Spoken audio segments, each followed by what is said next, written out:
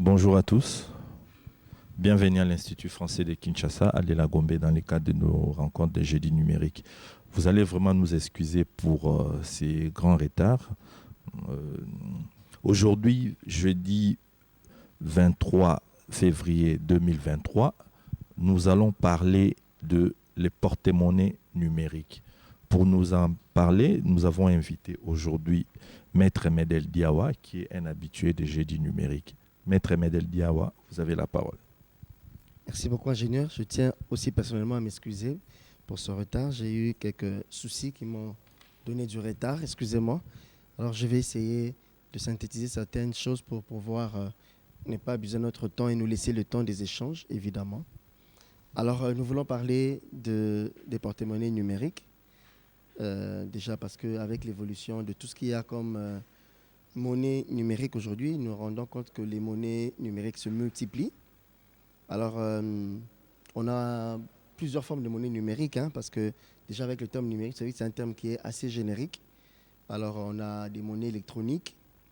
Nous avons aussi une émergence des monnaies virtuelles, déjà qui sont en train de poser un peu beaucoup de problèmes, notamment avec ce qu'on peut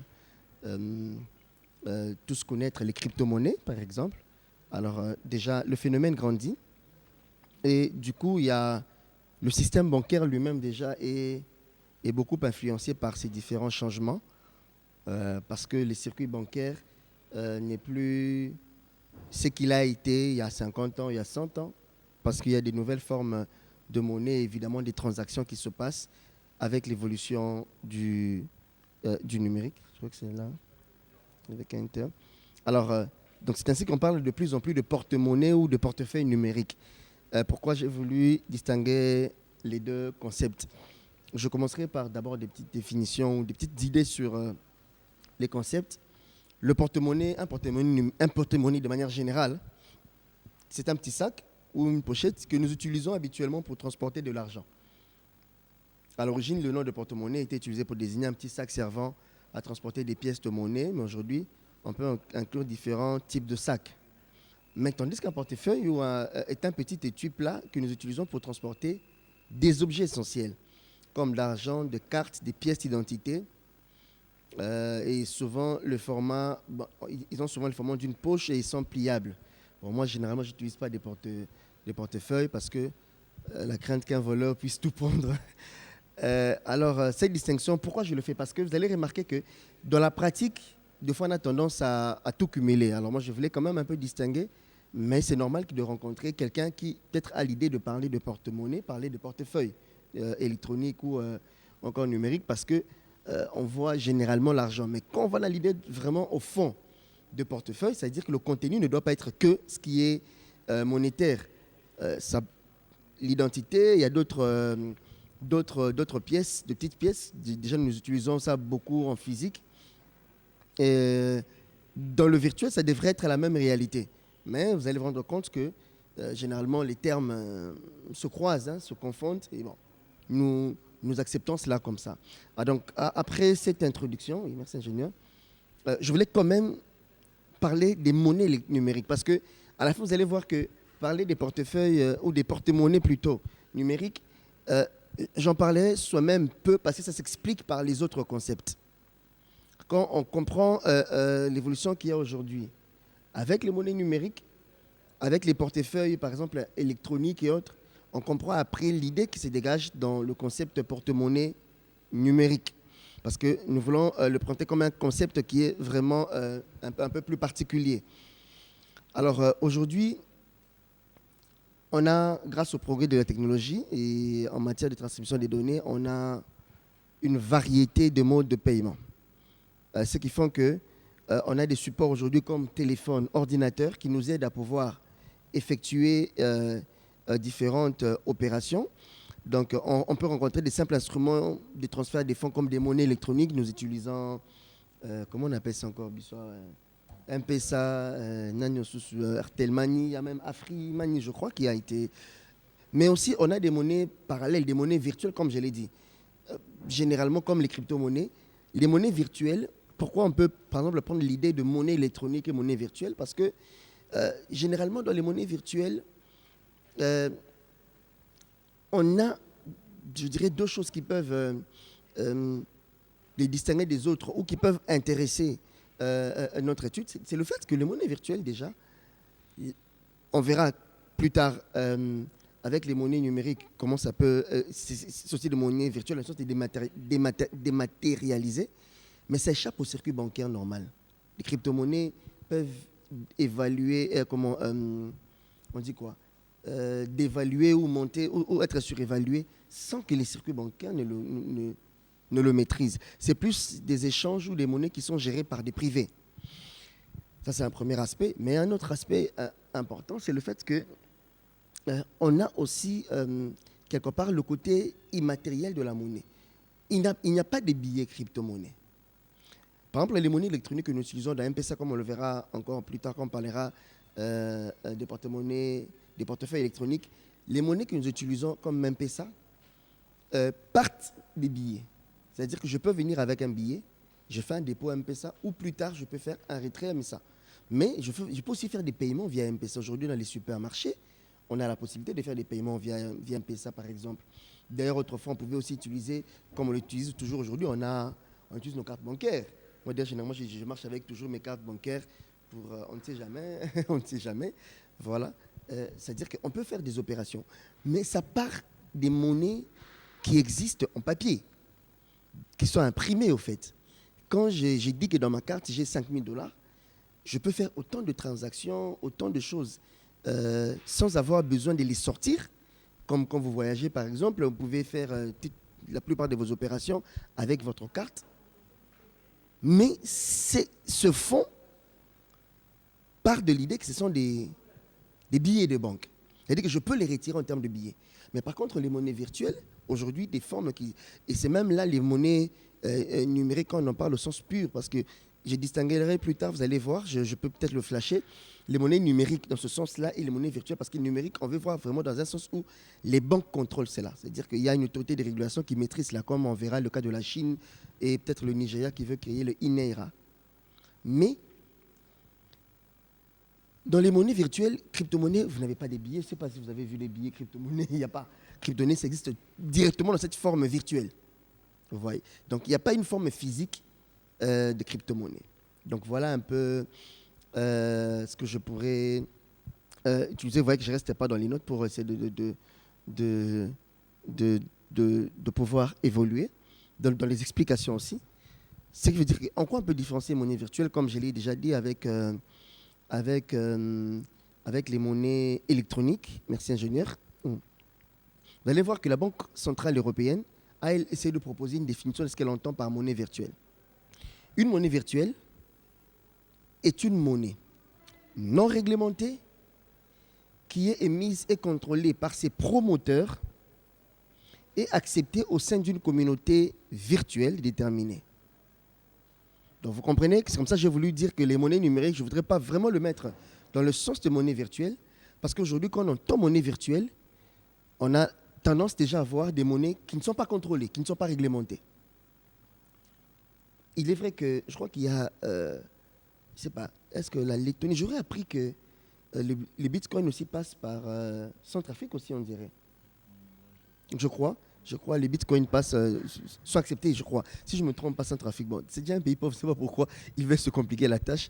Mais simplement, on se rend compte que même si aujourd'hui les États tendent à vouloir répondre à cette réalité, parce que, comme nous l'avons souvent dit, l'un des défis en matière du numérique, c'est que le numérique ou les technologies évoluent plus rapidement que les textes.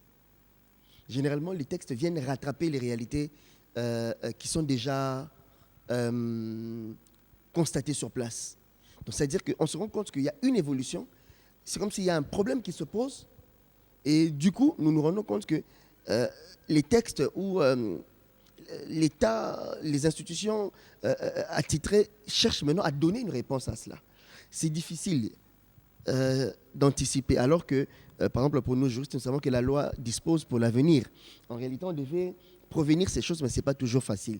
Donc, ce qui fait qu'à cause de la réalité des monnaies virtuelles qui ne font qu'évoluer,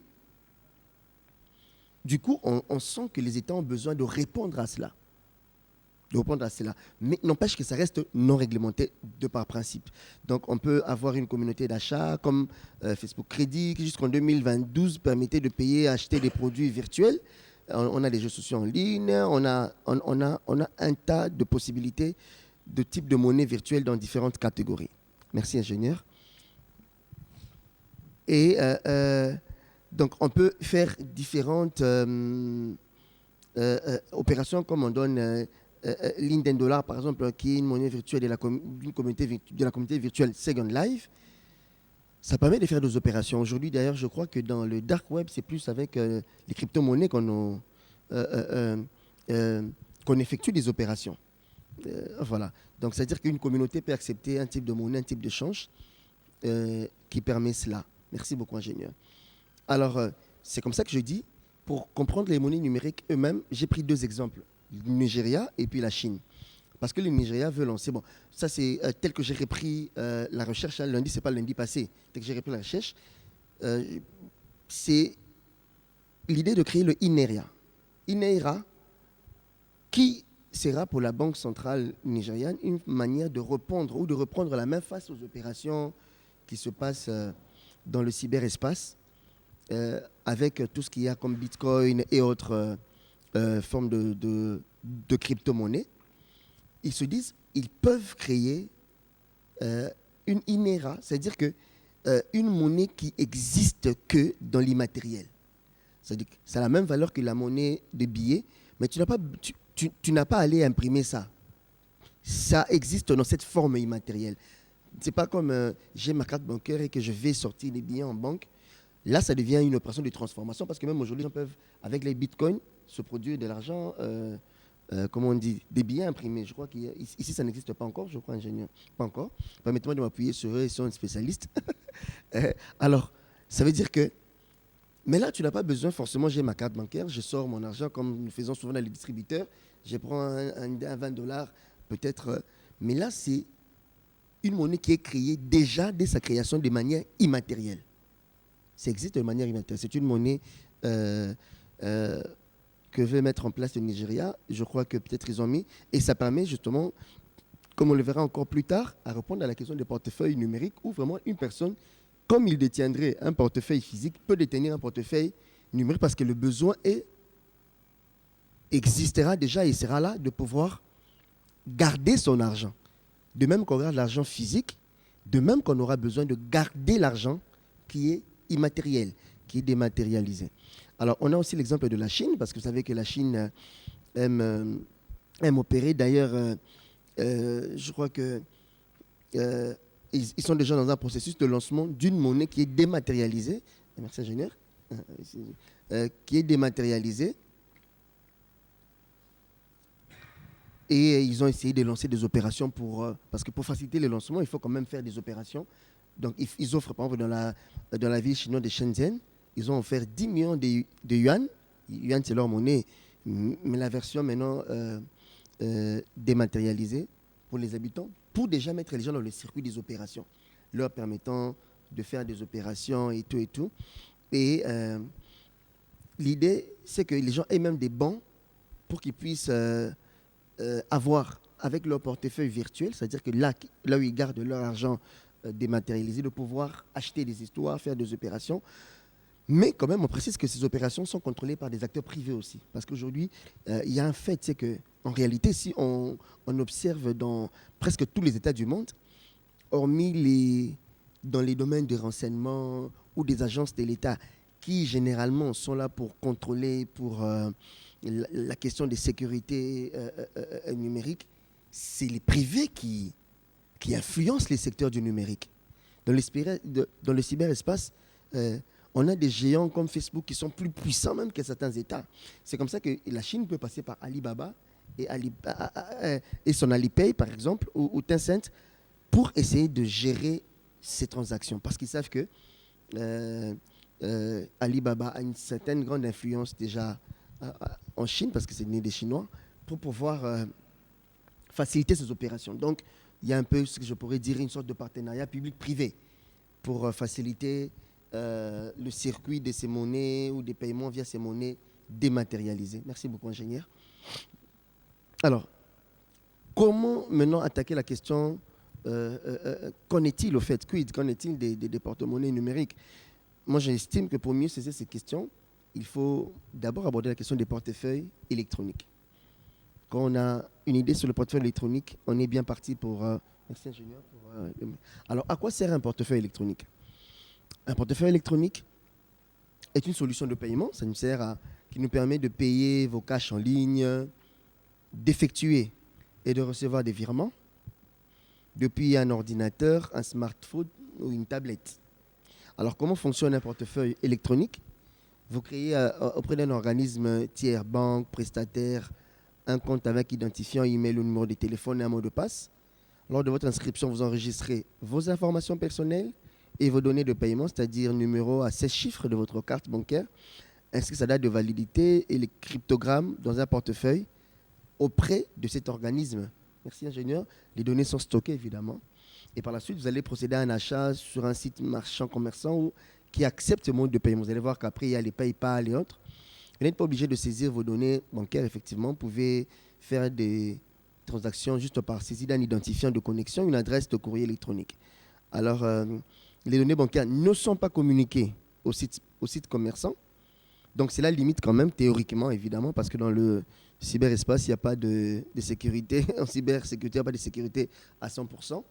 Théoriquement, les risques de fraude, puisque vos données bancaires circulent moins. C'est-à-dire que vous n'avez pas besoin d'entrer vos données, un identifiant et, par exemple, une adresse électronique. Certains portefeuilles électroniques permettent de regrouper plusieurs cartes de paiement de fidélité. Merci, ingénieur.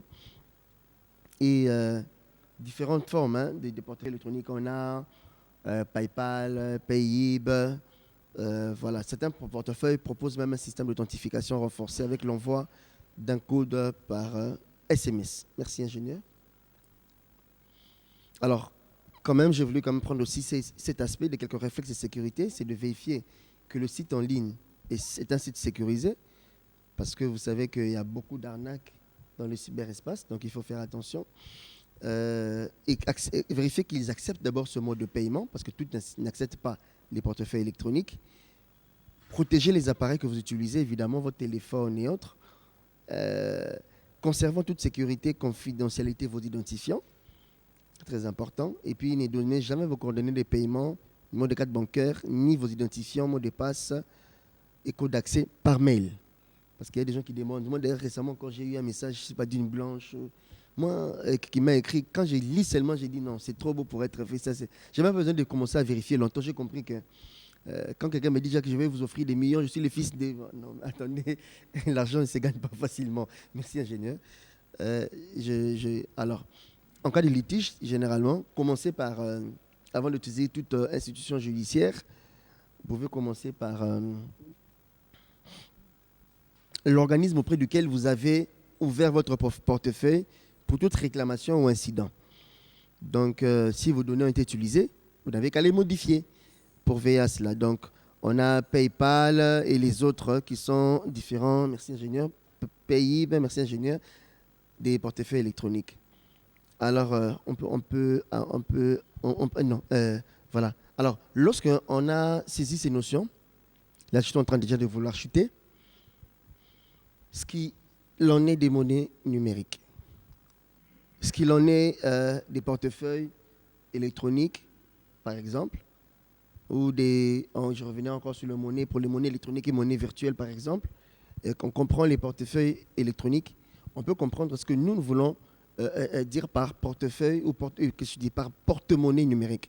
Déjà au départ, vous vous souviendrez que j'ai essayé de distinguer portefeuille et porte-monnaie, quoique dans différents endroits, on a tendance à associer le terme de fois dans la pratique, mais ils sont différents parce que nous voulons rester dans porte-monnaie comme objet ou objet ou outil, je devrais dire outil parce que c'est un terme un peu plus large, un outil qui permet de garder l'argent, si je dois le dire ainsi. Donc, on reste dans l'idée de l'argent. C'est comme ça qu'il y a deux scénarios que je peux nous proposer pour les porte-monnaies numériques, que j'estime toucher le concept, d'après toutes ces recherches. C'est le fait que, premièrement, on peut concevoir le porte-monnaie numérique. dans l'idée d'un portefeuille électronique, c'est-à-dire ou carrément un porte-monnaie électronique. C'est-à-dire que c'est un outil qui nous permet de faire des opérations via son smartphone ou son ordinateur sans forcément déroger au fait que cela soit lié à des comptes dont les valeurs sont estimées ou de fois produites par des billets de banque. Mais le deuxième scénario, c'est vraiment un véritable porte-monnaie qui est destiné à des monnaies qui sont dématérialisées.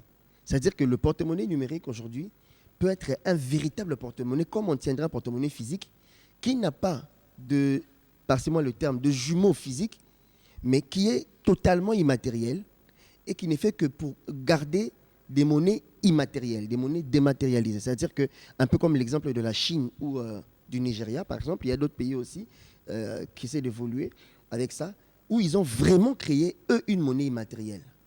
C'est-à-dire que je dis, ça vaut 10 000, je dirais pas 10 000, je dirais pas si c'est 50 bitcoins, si c'est 10 000, si c'est pas bitcoin, je ne sais pas comment on le fait, on opère avec ça, je n'ai jamais travaillé avec les bitcoins, mais j'ai autant de, au lieu de dire bitcoin, je l'ai dit vraiment, c'est Naira, Inaira, c'est-à-dire que c'est vraiment une monnaie qui est immatérielle, mais qui est contrôlée par le circuit bancaire, qui est contrôlée par l'État, et comme ça, les porte-monnaies numériques peuvent aussi être pris dans ce sens-là, des véritables porte-monnaies pour répondre à cette innovation des monnaies numériques qui sont réglementées, des monnaies numériques qui sont émises par des autorités attitrées, des monnaies numériques qui existent que dans la forme immatérielle pour pouvoir les garder, les protéger et éventuellement faire toute autre forme d'opérations qui peuvent être faites.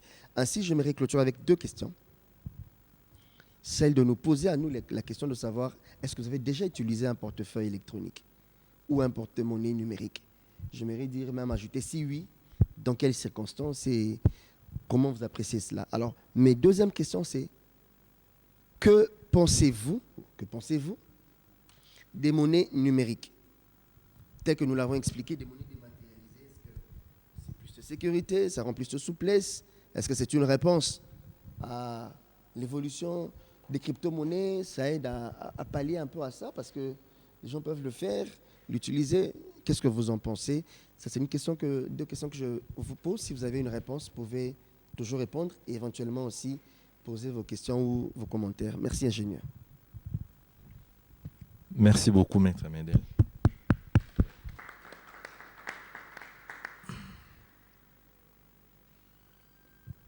Voilà, merci Maître Medel pour l'exposé. Nous allons maintenant passer aux échanges. Si vous avez des questions ou des réponses par rapport à ces deux questions.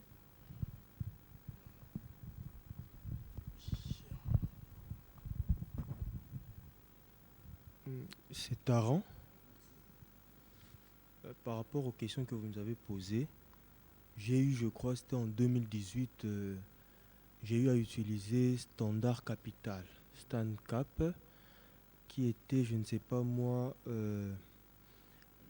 l'explication qu'on nous avait donnée, elle était un peu floue à cette époque. C'était quelque chose de nouveau pour nous, mais il s'agissait d'investir dans la monnaie virtuelle. C'était de la monnaie virtuelle. Donc vous pouviez commencer avec 20 $ et ça générait des revenus chaque jour, 8%. C'était un peu genre Bindo de l'époque, un truc pareil, ou encore My Gold Rêve qui avait fait rage les derniers temps aussi. Mais on a eu à constater qu'après un certain moment, ça avait disparu de la toile, le Standard Capital.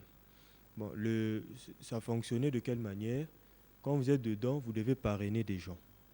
Quand vous parrainez des gens, les gens accèdent à cette plateforme, vos revenus augmentent.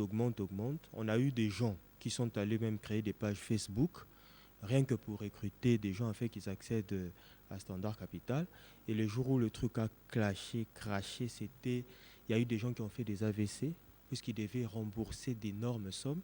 Heureusement pour moi, j'étais encore nouveau dans le circuit, je venais de faire à peine 3 mois.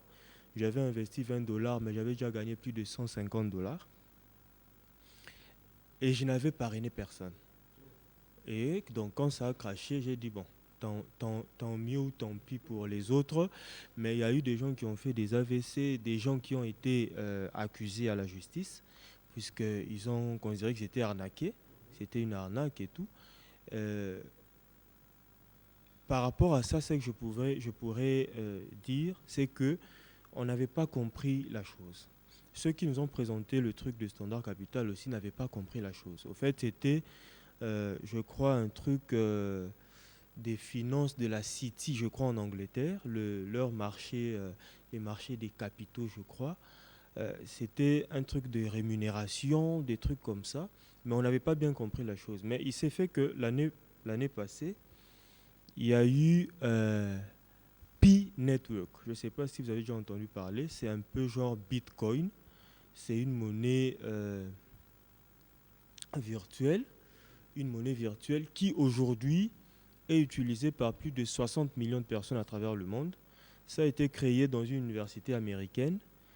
Le principe, il est lequel? Donc, ceux qui sont déjà dedans, ceux qui utilisent déjà cette monnaie virtuelle, parrainent d'autres qui ne sont pas encore dedans. Et chaque jour, ça génère des revenus. Donc, il faudrait juste que vous présentiez à chaque fois après 24 heures, que vous vous présentiez au système, tac, vous cliquez et voilà, ça génère des revenus immatériels, bien sûr. Donc, on ne peut pas avoir accès à cet argent qui est Pi Network, mais seulement sous d'autres cieux, il y a des shops. On appelle ça Pi Chain Mall, donc des shops de Pi où vous pouvez acheter. Donc, vous avez de la monnaie Pi, vous voulez un téléphone, vous envoyez des Pi à la personne qui a un téléphone et vous recevez le téléphone. Et à Goma, c'était déjà opérationnel, la Pi Chain Mall. Goma, à l'est là, c'était déjà opérationnel. Bon, j'ai perdu mon téléphone il y a 2 semaines, je n'ai pas encore eu à acheter un autre téléphone, ce qui fait que je ne suis plus au courant de ce qui se passe, mais chaque jour, je minais mon Pi. Je minais mon Pi, ça veut dire que je faisais que mes Pi augmentent. Et ce qui était promis, c'est qu'il devrait s'ouvrir des Pi Chain Mall ici aussi à Kinshasa, afin que nous fassions des échanges. Bon, déjà, j'ai l'expérience de ces échanges-là avec le précédent Standard Capital dans lequel j'étais, puisque qu'est-ce qui se faisait là-bas? J'ai autant de monnaie virtuelle, l'autre a autant de monnaie virtuelle ou des objets aussi à vendre. Vous achetez carrément. Donc, nous achetions plein de trucs comme ça virtuellement avec cette monnaie virtuelle. J'ai trouvé que c'était quelque chose de fantastique, mais c'est encore très mal compris ici dans nos pays africains. J'ai vu l'engouement asiatique, puisque dans Pi Network, là où je suis là, où je dis qu'il y a déjà plus de 60 millions de personnes, la majorité des gens sont asiatiques. En Thaïlande, il y a des Pi Chain Mall. Au Vietnam, il y a des Pi Chain Mall. Donc, ça veut dire que vous pouvez aller acheter votre café en Pi. Donc, il y a des magasins, des grands magasins déjà qui sont ouverts et qui font les échanges en Pi. Et j'ai trouvé que c'était vraiment une grande révolution, puisque ce n'est pas de l'argent qu'on touche comme ça, mais grâce à cet argent immatériel, vous vous achetez des trucs, vous faites vos boutiques. C'est très intéressant, c'est un concept très intéressant. Et Elon Musk, pour chuter peut-être, s'est enrichi grâce à cet argent virtuel immatériel. C'est ce qui l'a rendu milliardaire. Je ne sais pas si vous êtes expert peut-être en la matière, vous pouvez aussi nous expliquer comment il a fait pour devenir milliardaire grâce à Bitcoin. Et pour terminer, la monnaie dans laquelle je suis est 7e parmi toutes les monnaies immatérielles recensées à travers le monde. Donc je termine en disant que c'est quelque chose de bien pour moi, pour l'instant, par rapport à ce que j'ai déjà expérimenté. Voilà, merci. Je ne sais pas s'il y a quelqu'un d'autre avant que je réagisse.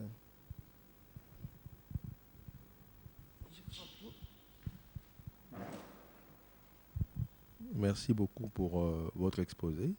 Pour moi, quand je venais ici, c'était aussi pour découvrir un peu. Parce que dans notre circuit bancaire, comme on a dit, il n'y a pas encore de porte-monnaie électronique. Mais moi, je me pose un peu cette question-là. Parce que nos banques, quand même, ils utilisent par exemple, il y a aujourd'hui Illico Cash. est-ce que ça n'entre pas dans ce cadre, bien qu'il soit toujours porteur, parce que même l'ami qui parlait ici, par rapport à son expérience, il a d'abord dû mettre $20. C'était en quel...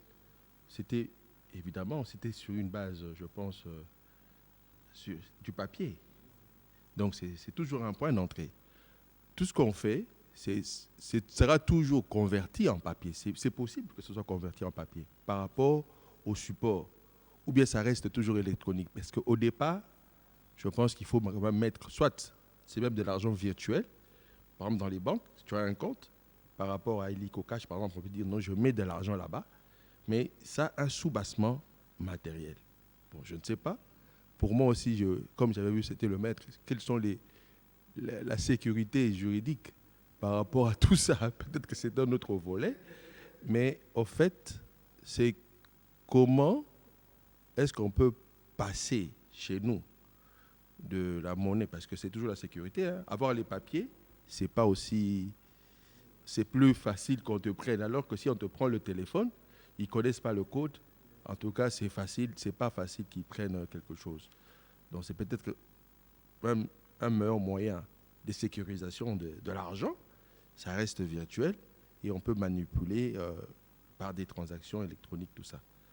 Mais c'est tout ça pour moi, je me dis ici dans notre pays, l'expérience c'est chez les autres, mais vu certaines, en fait, notre culture, tout ce qu'il y a pas, on ne va pas se comparer aux autres, il y a aussi cette, en tout cas cette sécurité qui peut être recherchée par tous les utilisateurs comme moi, par exemple. J'ai peur parce que je vois, par exemple, même quand on a de l'argent en banque, tu ne comprends pas, il y a l'argent qui part. On ne te dit rien. Il n'y a même pas un message qui vient, parce que souvent, il y a des messages. Alors, c'est un peu tout ça que moi, je voulais un peu découvrir. C'est déjà une piste, mais je pense que peut-être qu'on va, en aparté, poser d'autres questions pour savoir. Parce que si l'argent que vous avez, il n'y a plus rien, ou bien la banque tombe faillite, fait faillite, comment est-ce que les gens qui ont mis l'argent, déjà, je pense que dans les autres pays, il n'y a pas eu cette expérience-là où les gens ont perdu de l'argent. Comment est-ce qu'ils vont faire pour... parce qu'ils n'auront pas de preuves. Est-ce qu'il y a une preuve matérielle quand quelqu'un s'inscrit dans la cryptomanie-là? Donc c'est un peu le souci de savoir comment est-ce que les choses marchent. Alors, je sais que je n'ai pas eu à écrire. Je vais essayer de répondre à toutes ces questions. Je commencerai. Excusez, papa, c'est comment le nom? Ah, ok. Monsieur Patrick, en tout cas, merci.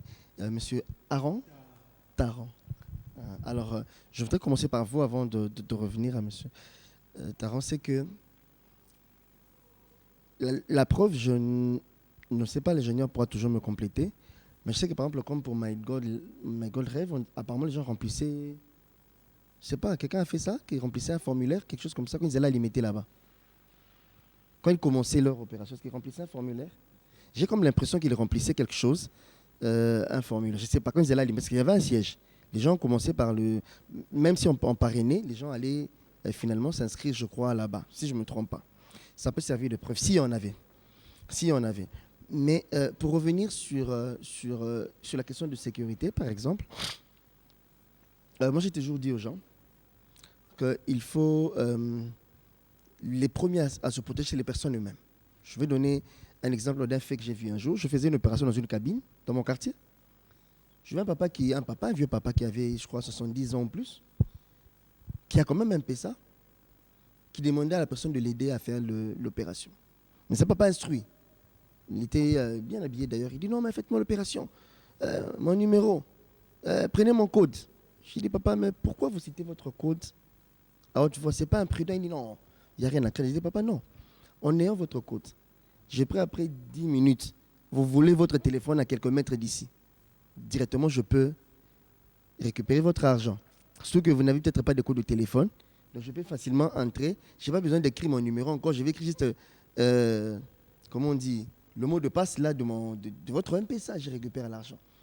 Je lui dis prochainement, ne donnez à personne. Même quand quelqu'un veut vous aider à retirer l'argent, la partie code, faites-le vous-même. Donc c'est pour dire que les premiers à protéger leur argent, parce que c'est leur argent, c'est votre argent, c'est vous.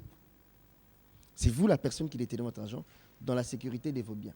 La deuxième responsabilité, je dirais, ça c'est mon appréciation, c'est l'établissement avec lequel vous traitez. Maintenant, quand on a créé par exemple les M-Pesa, parce que l'un des problèmes c'est le circuit bancaire normal. Quand on a créé les M-Pesa, les Airtelman et autres, ce sont les entreprises de télécom qui les ont créés. Mais on leur a obligé de créer ces M-Pesa, ces Airtel comme des entreprises à part entière. Parce qu'on leur a dit que ça doit être régi par la loi sur les établissements de crédit, je crois, de 2001. C'est cette loi qui régit toutes les banques aujourd'hui. On leur a dit, c'est vrai, c'est le télécom, parce qu'on passe par le téléphone, mais les opérations que vous faites sont régies par une autre loi. Ce qui fait que, au-delà du fait que sur le plan fonctionnel, ils sont rattachés à RTL, à Vodacom et à Tigo et autres, mais M-Pesa est une entreprise à part entière. Airtelman est une entreprise à part entière qui a ses documents inscrits à la Banque centrale, qui a certainement laissé un fonds de garantie à la Banque centrale et qui peut être sanctionné par la Banque centrale. Ça, c'est un autre point. C'est pour dire que l'État veille sur ces détails. C'est là maintenant que je reviens sur toute forme de monnaie virtuelle et rejoindre même M. Tarrant pour dire que moi, j'encourage les particuliers à, comment dire, à se connecter à ce qui se passe dans le monde et à le faire. Mais en tant que juriste, c'est une réponse en tant que juriste, souffrir que ce soit une réponse en tant que juriste, j'ai dit aux gens, tant qu'il n'y a pas une réglementation dans le pays, vous ne vous sécurisez que vous-même. Parce que l'État n'a pas admis cela. Quand les gens faisaient My God Rêve et un autre qui allait venir ici, ce n'était pas les bitcoins seulement, il y avait un autre qui allait venir avec des trucs ici, quelqu'un m'a vu, je lui ai dit, c'est une bonne chose et je crois que ça peut être sérieux. Mais tant que l'État ne protège pas, faites attention. Mais on s'est moqué de moi. Quelqu'un m'a dit même, moi j'ai déjà beaucoup d'argent avec My Gold. Pourquoi tu fais pas? Je lui ai dit, pour moi la sécurité, c'est quand les États acceptent cela. Donc c'est pour dire quoi? Vous pouvez adhérer à tout ce que vous voulez parce que vous sentez qu'il y a une crédibilité dans le monde. Mais ici au Congo, si au niveau... Parce que ce sont les banques traditionnelles qui bloquent au fait en réalité. Les premiers opposants sont les banques traditionnelles. Parce qu'ils savent que si ces choses-là passent, ça réduit un peu leur influence sur le terrain. Alors, tant qu'il n'y a pas une réglementation, on vous dit qu'il y a une loi, comme en Centrafrique aujourd'hui, qui régit ces domaines-là, je vous dirais, vous pouvez le faire, mais méfiez-vous. Méfiez-vous. Vous êtes sécurisé, mais vous-même, ce n'est pas l'État. Pourquoi aussi? Parce que notre système judiciaire n'est pas beaucoup évolué sur le plan technologique. Nos magistrats ne maîtrisent pas certains circuits. Pour prouver, il faut avoir des preuves qui soient faciles à comprendre par eux, et il faut avoir des techniciens qui peuvent vous aider à trouver des preuves. Vous pouvez saisir la justice. Vous allez voir dans la plupart de ces dossiers-là, des malgré d'autres, la plupart n'ont pas abouti dans leur procédure. Pas seulement parce qu'ils n'ont pas eu de preuves, mais parce que l'entreprise elle-même a déjà disparu. On ne sait pas qui suivre. Vous allez suivre votre parrain, mais le parrain vous dira que lui-même aussi, il vous prouve qu'il n'a pas été un arnaqueur, mais il a été lui-même aussi victime de l'arnaque. Vous ne savez pas les poursuivre. Mais au finish, même les magistrats, il va comprendre comment. Il faut des preuves qui soient à son niveau. Parce qu'ils ne sont pas suffisamment outillés sur le plan numérique pour répondre à ça. Donc, pour résumer, c'est dire que la sécurité, c'est quand il y a des textes qui les régissent. Toutefois, seul vous pouvez le faire, mais je dirais, sécurisez-vous vous-même. C'est lorsque, je ne sais pas si j'ai répondu à l'ensemble de vos questions, j'ai essayé quand même de toucher tous les points. Alors, pour revenir à vous, M. Tarrant, c'est que personnellement, moi, j'encourage les gens, comme je l'ai dit, à se connecter à la réalité dans le monde. Mais j'ai toujours dit aux gens, un pied dedans, un pied un peu dehors. Mais j'aimerais quand même poser une question. Moi, il y a toujours une chose qui m'a toujours fait réfléchir. Je suis pour qu'on évolue vers de telles monnaies, comme le cas de Pi. C'est wonderful. Si on peut avoir des shops comme ça, c'est bien. Mais j'ai toujours voulu savoir, je ne sais pas, ingénieur peut aussi m'aider, ce système-là de bonus où les comptes montent parce qu'on a cliqué tous les jours, est-ce que ça ne rend pas plus, je dirais, moins crédible l'opération? Parce qu'attendez, j'ai mis $20 et puis je n'ai pas travaillé, je n'ai rien vendu, je n'ai rien fait. Après un mois, on me dit j'ai 150. C'est pas mal. Mais si 1 milliard de personnes le font, le circuit peut être bloqué finalement. Parce qu'on me dit, l'argent qu'on nous ajoute, celui qui me vendra un téléphone me donnera un téléphone. Lui, peut-être ne l'a pas acheté avec les Pi. Comment est-ce que lui, il gagne? Et s'il n'y a pas 60 millions, est-ce qu'aujourd'hui, s'il y a 1 milliard, 2 milliards de gens, est-ce que le circuit saura toujours répondre à ces bonus des Pères Noël qui viennent ou comment ça se passe, en fait? Parce que moi, c'est l'aspect qui m'a toujours d'abord inquiété. C'est pas génial, vous avez à dire où je le donne d'abord. Oui, oui, maître, la question que vous posez est très pertinente. Ça revient à ce que papa a dit tout à l'heure, là, tantôt. Il disait, le soubassement, c'est quoi? Le soubassement. Et c'est une question que j'ai eu à poser aussi à mon parrain. Bon, une fois je voulais parrainer mon frère, il m'a aussi posé la même question. Comment sont générés ces fonds? C'est une grande question. Mais dans Pi, ce n'est pas que il y a 8% chaque jour. Là, c'était dans Standard Capital où j'entre avec 20 dollars et puis les dollars sont en train d'augmenter. Dans Pi, ça fonctionne autrement. Donc, on mine. Chaque jour, on mine. Le minage, c'est une affaire de 0,02 pi. C'est la monnaie que nous utilisons là-bas. Là-bas, on n'utilise pas le dollar. C'est 0,02 pi par jour. Et ça se fait comment? Juste votre connexion Internet. Ça se fait par la connexion Internet. Donc, pour moi, le soubassement de pi, par exemple, ce sont les mégas. Mais le méga en question, c'est comment? Comment ça se passe? Ce n'est pas qu'il faudrait que vous soyez connecté 24 heures sur 24. Il faudrait qu'on sente juste votre présence. Donc, après chaque 24 heures, quand vous minez, vous pouvez couper la connexion, mais le système reconnaît que la personne est présente. Après chaque 24 heures, même si vous êtes en retard aussi, même après 3 jours ou 4 jours, le fait de rentrer dans le système, le minage continue de mettre des pi. Ce ne sont pas des dollars, mais ce sont des pi. Et actuellement, on est en train de demander à ce qu'il y ait une valeur pi dollar. Quand pi va sortir, combien ça équivaudrait des dollars?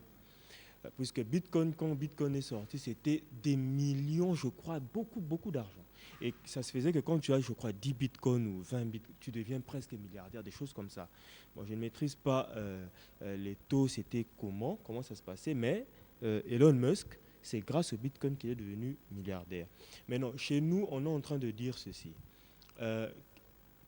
Quand le pi va sortir en termes de monnaie physique comme ça, que le pi vale plus de 30 000 dollars, un pi. Bon, c'est un professeur d'université qui est à la base de cette monnaie, cette crypto-monnaie, de l'une des plus grandes universités des États-Unis. Il est en collaboration avec une femme aussi professeure d'université, d'origine asiatique, cette femme. Et ils sont en train de travailler là-dessus pour avoir une valeur en dollars. Mais comme vous l'avez dit, vous avez souligné un aspect important. Dans notre pays, quels sont les textes qui nous sécurisent? Ça, c'est un aspect important. J'ai vu en Afrique, il y a la RCA. Il y a même le Sénégal qui s'est mis là-dedans. Le Sencoin, on appelle ça le Sencoin. Un peu comme pour faire Bitcoin, coin, le coin là qui veut dire, je crois, monnaie. Donc, ce sont des choses qui sont très intéressantes. Si les pays sont en train de s'investir là-dedans, ça veut dire que ça promet, ça a de l'avenir. Et dans Pi, par exemple, ce sont les échanges que nous faisons. Bon, les échanges, j'ai bien souligné que c'est au niveau de l'Est que ça se fait déjà, au Kivu. Moi, c'était la question que je posais à mon parrain, mais oui, on a des Pi, mais on gagne quoi? Qu'est-ce que je peux acheter? Comment je fais? Il dit, il n'y a pas encore de Pi Chain Mall à Kinshasa. Lui, il est à Bukavu. Il dit, nous, à Bukavu et à Goma, nous avons déjà commencé ça et nous faisons des échanges. Donc, j'ai autant de pi. Ça peut être 0,05 pi et je peux acheter une tablette, un ordinateur même. Et j'ai vu dernièrement, puisque nous avons des groupes WhatsApp comme ça, où quelqu'un a acheté des casiers de bière avec sa monnaie, sa crypto-monnaie pi. Et ailleurs, comme je vous l'ai dit, en Asie surtout, puisque les Asiatiques sont très forts, ils ont un ressenti fort dans les choses du monde. Ils sont les plus nombreux actuellement. J'ai cité le Vietnam, j'ai cité la Thaïlande, j'ai cité plusieurs pays asiatiques, même la Chine est dans Pi Network. Et ça, c'est en train d'évoluer. C'est la septième crypto-monnaie actuellement dans le monde, la plus utilisée, avec plus de 60 millions de personnes. Donc, c'est un peu ce que je pourrais dire par rapport à votre question. Le soubassement, donc, c'est juste votre connexion. Une connexion qui peut se faire en un instant et puis vous couper la connexion. Il suffit que le système vous reconnaisse que vous êtes dedans et puis voilà, vous êtes en train de miner. On appelle ça le minage. Et puis, vous pouvez parrainer. En parrainant, vous augmentez votre taux de minage et tout. Voilà. Merci beaucoup, ingénieur. Je voulais juste ajouter par rapport à tout ce qui est fait là, c'est plus, on dit c'est plus des traders, le trading. On fait plus le trading, mais dans la plupart des cas, avec ces genres de systèmes de trading, ce qu'on fait avec la monnaie, je ne dis pas tous, mais la plupart, c'est de l'arnaque. Vous allez voir que ça commence, après un moment, ça va disparaître. Parce que le trading, c'est quoi? Ils mettent des actions dans des entreprises et les parts, quand l'entreprise,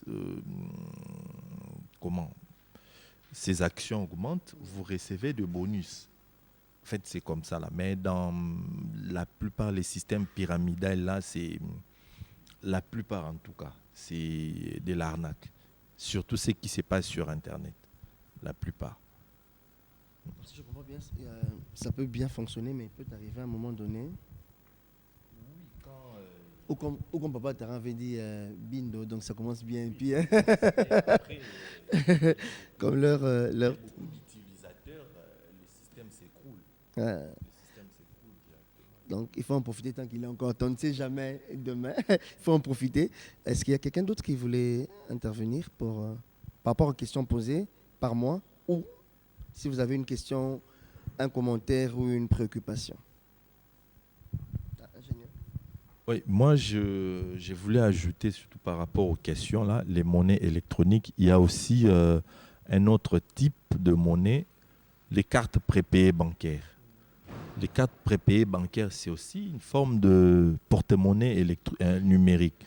C'est-à-dire, ce sont des cartes bancaires, mais qui ne sont pas liées à un compte bancaire. Vous allez dans une banque, ou même maintenant, il y a beaucoup de sociétés qui offrent ça. Il y a par exemple MaxiCash, il y a Orange. On vous donne une carte que vous allez utiliser juste, il faut recharger la carte. Vous déposez un montant et vous pouvez utiliser cette carte partout au monde. C'est souvent des cartes Visa qui ne sont pas liées à votre compte.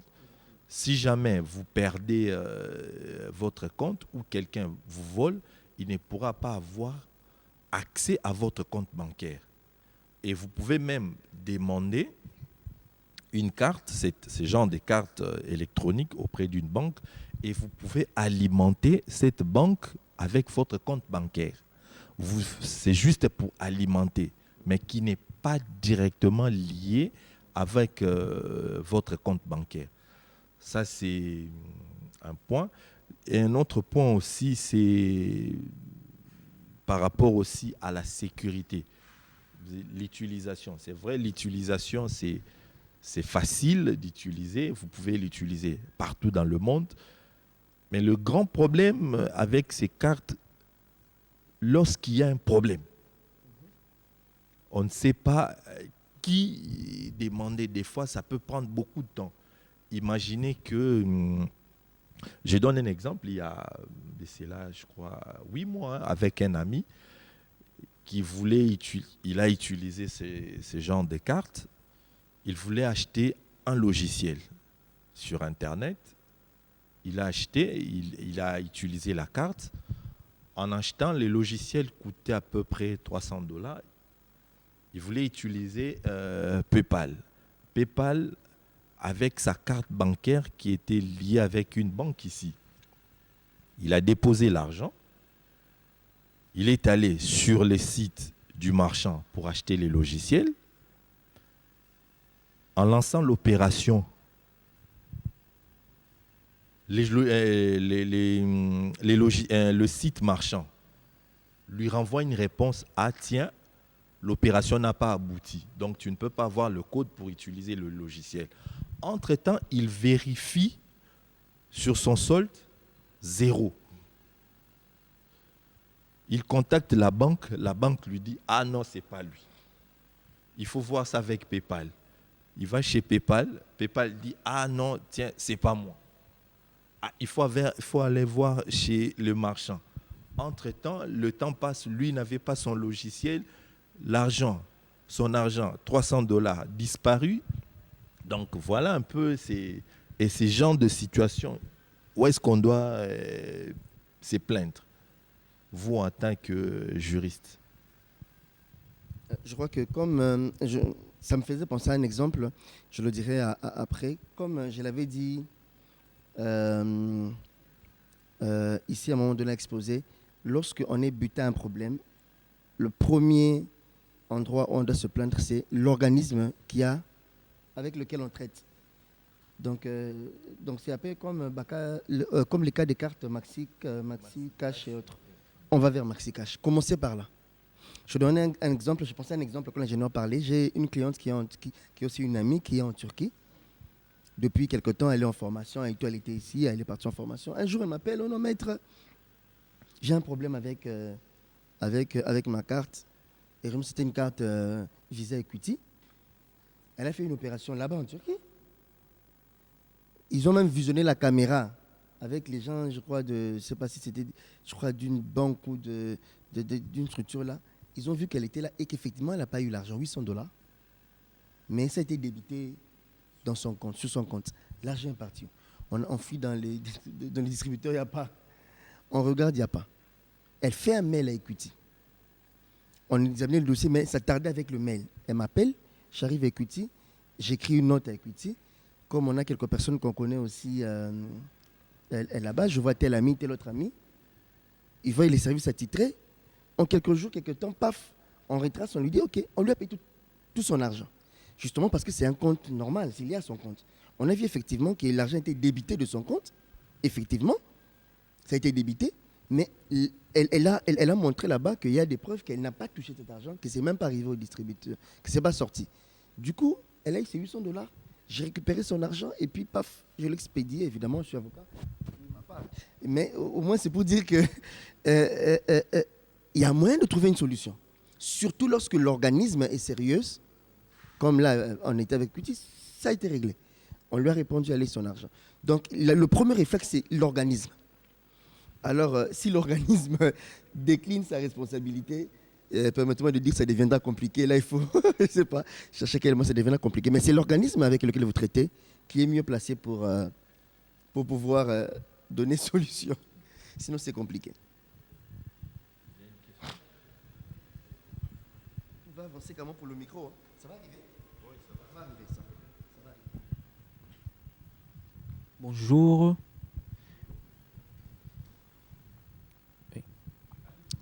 Oui, bonjour.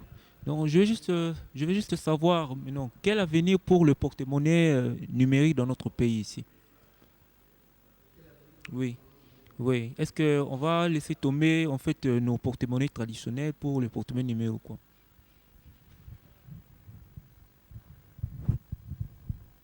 Alors, j'aimerais déjà dire c'est que c'est difficile de prédire l'avenir pour ces crypto-monnaies, mais il est possible de réfléchir. Je dirais, compte tenu de l'impact qu'il y a dans le monde, ça dépendra du monde. Si dans la plupart des pays, on a autant de gens qui commencent à utiliser ces crypto-monnaies, ça ne fait qu'évoluer de manière informelle. Ici aussi, ça va influencer beaucoup de personnes. Déjà ici, on a des gens qui utilisent les crypto-monnaies. Déjà dans le dark web, on fait des achats avec des crypto-monnaies, à moins que je me trompe. Alors, et pourtant, il y a des gens, surtout eux, les informaticiens, ils aiment beaucoup être curieux partout. Ils peuvent vouloir apprendre quelque chose là-bas. Ils seront obligés d'utiliser crypto-monnaie. Donc, l'évolution du monde va influencer la RDC. Mais quant au texte, ça prendra longtemps. Parce que ici, les banques traditionnelles font toujours blocage. Bon, c'est la concurrence. Hein. Ils ne veulent pas perdre le marché. Ils font toujours. La plupart des entreprises qui viennent, qu'elles soient de bonne ou de mauvaise foi, les premiers à les bloquer, ce sera les banques traditionnelles. C'est normal, c'est la concurrence. Et certainement, certains députés, autres, parce qu'on doit produire des lois pour ça, n'auront pas le souci, peut-être qu'ils ne sont pas utilisateurs de ces choses, de pouvoir vous sortir une loi sur les crypto-monnaies. Donc, sur le plan informel, l'évolution au niveau mondial va influencer. Mais sur le plan formel des textes, ça prendra encore du temps à cause de tous ces blocages que j'ai cités. Merci. Il y a encore une question?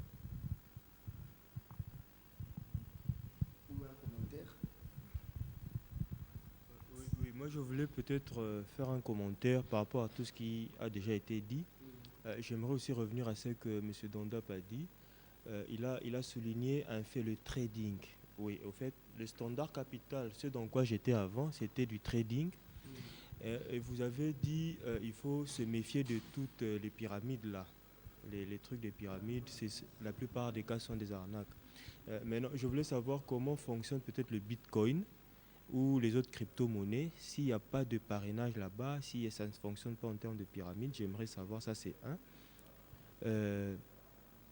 De deux, peut-être, pour revenir encore à Maître, nous sommes en train de voir que le droit doit suivre toutes les actions que nous faisons. Je me rappelle, il y a quelques années, une dizaine d'années peut-être, dans les universités, tous les professeurs étaient réticents par rapport au système LMD. Ils refusaient tous catégoriquement, tous, surtout ceux de l'UNIKIN, ils refusaient catégoriquement. Donc je ne sais pas pourquoi ils refusaient. Certainement il y avait des blocages par rapport peut-être à leur façon d'avoir leurs revenus et tout. Mais à regarder ce qui se fait aujourd'hui, il y a eu une avancée, une très grande avancée. Donc ça veut dire que les blocages sont tombés, les barrières sont tombées. Et moi j'aimerais peut-être que vous, maîtres, que vous fassiez aussi un effort de ce côté-là, puisque vous voyez qu'il y a déjà un engouement, un grand engouement. Le fait d'en parler avec les autres maîtres, les magistrats et tout, vous allez les alerter par rapport à ce fait. Et ça fera peut-être que, dans peu de temps, qu'on en parle aussi, dans nos hémicycles, partout, que les gens en parlent, que les gens deviennent un peu conscients de ce fait des crypto-monnaies, de la monnaie numérique. Donc c'est peut-être une suggestion aussi que je suis en train de vous faire en tant que maître, d'en parler un peu plus afin que nous soyons éveillés, bien plus éveillés par rapport à ça, pour ne pas tomber aussi dans les arnaques. Surtout ça, le monde informatique, c'est un monde très vaste et les gens se perdent. Chaque jour, des jeunes sont dedans et ils découvrent des choses et tout. Donc c'est un peu ça que je voulais ajouter. Si je peux me permettre de répondre avant l'ingénieur, c'est que, je crois que la caméra là, c'est que, vous allez voir même quand on a mis mon nom, on met en bas coordonnateur du réseau des juristes congolais du numérique. Parmi les objectifs que nous avons dans cet aspect, c'est celui justement de faire évoluer le droit du numérique au Congo. Parce que ça tarde, évidemment. Il y a des questions que nous ne maîtriserons peut-être pas tous, mais nous pouvons ouvrir le débat, parce qu'il faut qu'on en parle, permettre aux gens de discuter, permettre aux gens de réfléchir dessus. Ça, c'est un premier élément. Donc, c'est-à-dire que merci de nous encourager à cela, parce que c'est vraiment un souci de faire évoluer, de faire développer les questions, des débats sur ça, mais aussi de proposer des textes, pourquoi pas, qui pourront être portés par des personnes habilitées. Donc, merci pour cet encouragement. Ce que je pourrais aussi dire, c'est le fait que j'encouragerais aussi, nous tous, en tant qu'acteurs dans le domaine du numérique, comme avait dit M. Maurice, hein, je crois, M. Patrick, excusez-moi, c'est toujours des noms français, Patrick, Maurice, comment poser des actions. Si vous remarquez dans plusieurs pays comme la France et autres, une des choses qui fait évoluer les questions sur le numérique, c'est aussi lorsque les gens saisissent les juridictions avec leurs dossiers, qui poussent les décideurs, commençant par les juges, à pouvoir trancher sur cela. C'est-à-dire que quand vous vous sentez lésé quelque part, bougez la justice. Faites écho de votre démarche. Ça permet à ce que des décisions soient prises. Parce que quand on se rend compte que la loi est lacunaire, quand on se rend compte que les textes ne touchent pas à ça, on se rend compte qu'il y a un besoin de faire réformer les textes. Ouais. Donc j'encouragerais les gens, quand vous êtes buté à des problèmes comme ça, posez ces problèmes-là, allez vers tout ça. Parce que vous allez voir en France beaucoup de problèmes, ou même pas des textes seulement, mais des réformes sont nées des arrêts ou des jugements. Parce qu'arrêt, c'est à la cour, jugement, c'est au tribunal. Des jugements ou des arrêts, c'est né là. Pourquoi? Parce que quelqu'un avait posé tel problème. Et on a examiné, c'était une question. Quand la décision judiciaire a été rendue, il fallait faire quand même des réformes parce qu'il y a de vide dans ce domaine-là. Donc, travaillons tous pour faire évoluer le droit. Là où il y aura des failles sur le plan technique, où il y aura de l'arnaque, j'encouragerai nos décideurs à, comme on voit sur le plan du numérique que nous avons au pays ici avec le président actuel, à créer des agences qui supervisent. Dans beaucoup de pays, les agences sont là pour encadrer des choses comme ça, des agences étatiques qui sont là pour contrôler les acteurs dans le secteur. Ça protège les gens. Aujourd'hui, on a des autorités de régulation dans plusieurs secteurs. Même l'électricité a une autorité de régulation. On a dans plusieurs secteurs. Ça permet quand même que, quand vous ne faites pas ça, on vous sanctionne. C'est important. Oui, sur le Bitcoin, en fait, c'est une monnaie électronique. Ce n'est pas du trading. Ce n'est pas comme vous prenez du Bitcoin et ça va générer de bénéfices. Non, c'est juste vous prenez du Bitcoin, vous avez votre argent et vous pouvez faire maintenant des actions, des achats avec votre monnaie. C'est un peu comme ça. Mais il y a aussi, hormis ça, il y a ceux qui font du trading avec ça parce que c'est une monnaie toujours, c'est un peu comme les cambistes. Ils vendent la monnaie, il y a un taux, tous les jours ça varie. Aujourd'hui, par exemple, j'ai vu, un Bitcoin, c'est à peu près 64 millions de francs congolais. C'est le taux. Donc, oui, un Bitcoin. J'ai comme l'impression que c'est pas moi qui me trompe. C'est comme si au départ, le Bitcoin, par exemple, on avait créé un nombre précis. Oui, Oui, il y a un nombre précis par rapport à l'algorithme de la création des bitcoins. Oui. Ces nombres-là qui circulent dans le monde. Donc, oui, autant ça varie par rapport aux spéculations. Si il y a beaucoup de gens qui investissent dans le bitcoin, qui veulent avoir des bitcoins, le taux augmente, ou s'il n'y en a pas, le taux baisse. C'est un peu ça.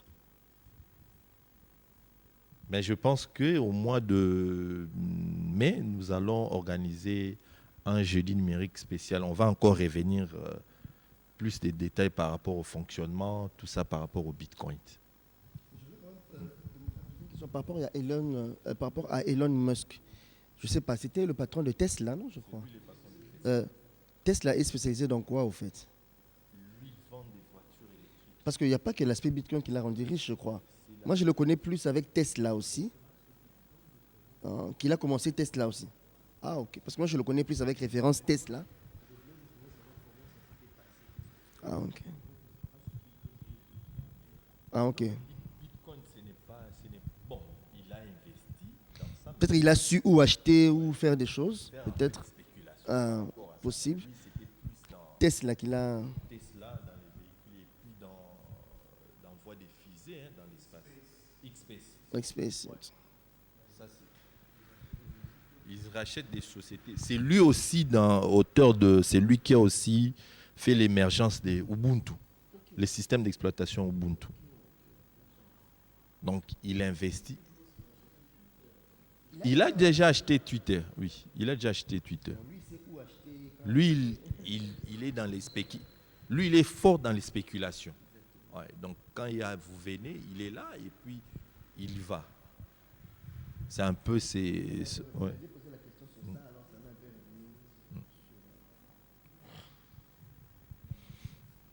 Il y a une question, une dernière.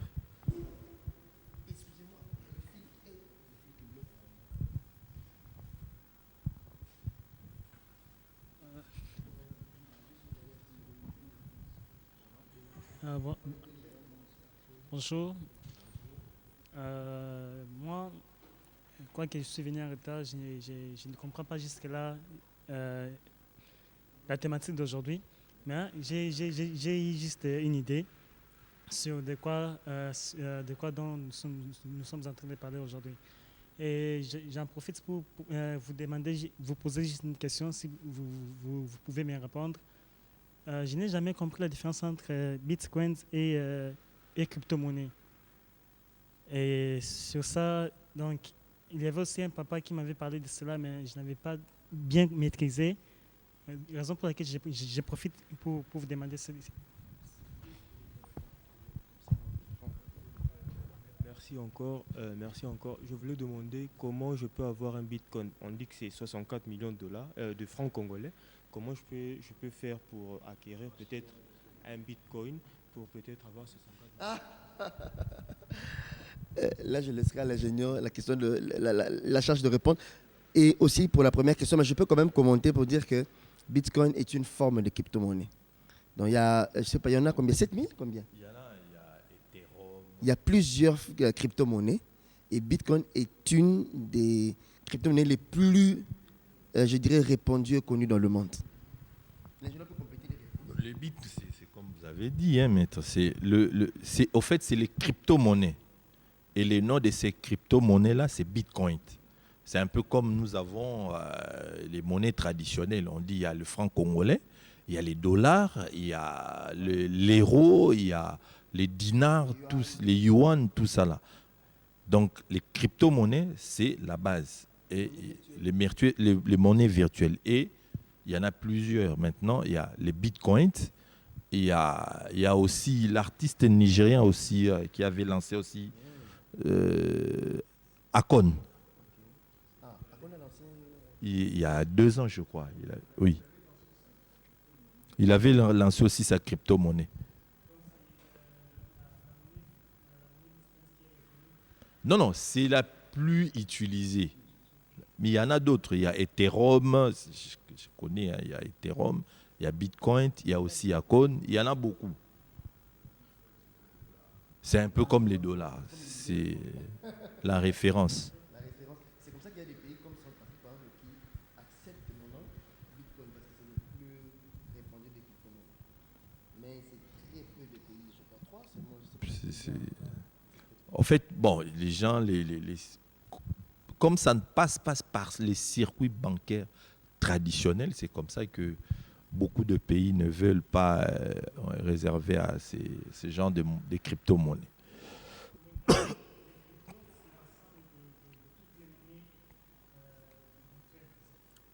C'est un nom utilisé. Qui utilise les crypto-monnaies? Donc, c'est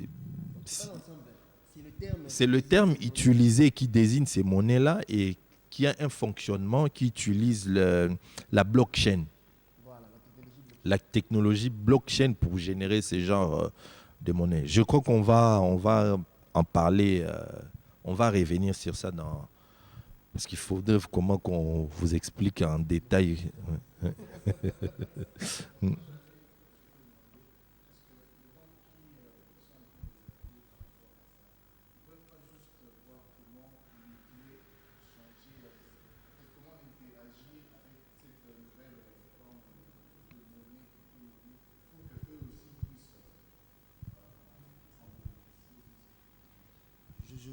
Oui, ils peuvent le faire, mais ils savent qu'ils sont en retard par rapport à beaucoup d'autres acteurs. C'est ça qui les inquiète au fait aussi. Ils savent que beaucoup ont déjà plus évolué que s'ils intègrent, ils pourront, voilà quoi, être en retard. Le retard veut dire que les autres pourront, entre guillemets, comme on dit en lingala, collaborer en maïl. Donc c'est comme ça qu'ils ne s'emballent pas facilement. Si le jour où ils auront une avance, où les banques du monde vont se convenir de créer une crypto-monnaie des banques, ça va passer. Parce qu'ils auront un même départ. Mais là, ils ont des acteurs privés qui ne maîtrisent pas, qui ont beaucoup d'avancées sur ces choses-là. Alors, pour répondre à M. Tarrant, oui, pour acheter les bitcoins, il y a des sites spécialisés, des plateformes spécialisées. Vous vous inscrivez sur la plateforme et ils vont vous créer les porte-monnaies, justement, les wallets. Et vous allez, à partir de ça, commencer à faire des avec les bitcoins. Et l'endroit la plus utilisé pour les bitcoins, c'est les dark web. Là, et aussi parce que c'est un peu, on dit le dark web, c'est la partie obscure de l'Internet. Là, il y a tout. Et généralement aussi, c'est un monde non contrôlé. Il y a beaucoup de piratage. Il y a aussi beaucoup de fausses informations là-bas. Vous pouvez acheter des mots de passe, des logiciels piratés, tout ça là, dans ces coins-là. Donc voilà un peu comment...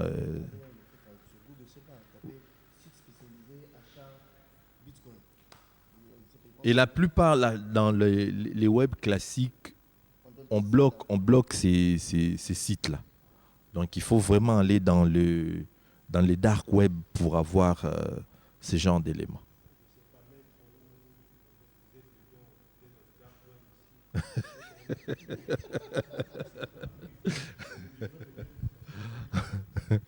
On va parler du dark web, comment mettre un dernier commentaire avant de conclure. Alors, avant de conclure, c'est que je nous encouragerais, comme je l'avais dit tantôt, à évoluer avec les technologies. Donc, pourquoi pas vous procurer des portefeuilles. On utilise déjà cela, évoluer avec les technologies, mais soyez prudents. Prudents par rapport à vos données personnelles d'abord, parce que ne les livrez pas n'importe où. Vos données personnelles, en voulant utiliser des portefeuilles, même électroniques, même des porte-monnaies numériques, tout ce que vous voulez.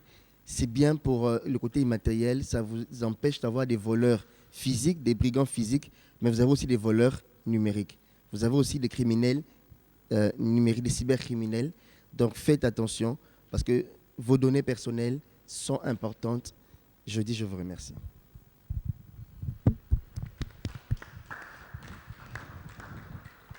Merci maître, merci à tous d'avoir répondu présent à notre rendez-vous de jeudi numérique. Le mois prochain, c'est le mois dédié à la femme. Donc nous aurons une programmation spéciale femmes. Donc la plupart des intervenantes, ça sera plus des femmes qui viendront nous expliquer, parler de différents thèmes du numérique. Donc pour jeudi prochain, nous allons parler de les femmes qui ont influencé les numériques. Quelques femmes qui ont influencé dans le numérique.